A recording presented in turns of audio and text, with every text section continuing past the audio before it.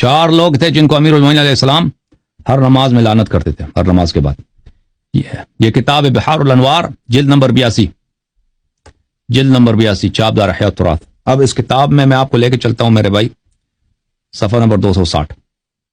ٹھیک ہے، 260 امیر عبداللہ بن عباس کہتا ہے کہ امیر المومنین علیہ السلام یہ دعا قنوت میں پڑھتے تھے اور فرماتے تھے ان الداعی بہ کرامی مع النبی صلی اللہ علیہ وآلہ فی بدر و احد و حنین ب1000 سهم.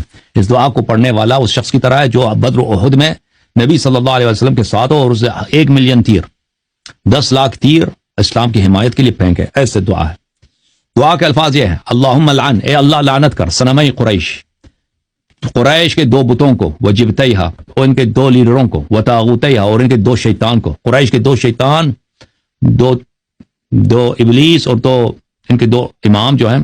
وہ افکیہا قریش کے 2 جھوٹے لیڈر، وہ ابنتیہما ان کی 2 بیٹیوں کو، اللذین خالف امرک ان دونوں نے تیرے حکم کی مخالفت کی، وانکر وحیک وجعد انعامک وعصى رسولک وقلب دینک وحرف کتابک وعطل احکامک. واضح اشارہ کس کی طرف ہے؟ بہت واضح. ٹھیک ہے نا، ان کی 2 بیٹیوں کو.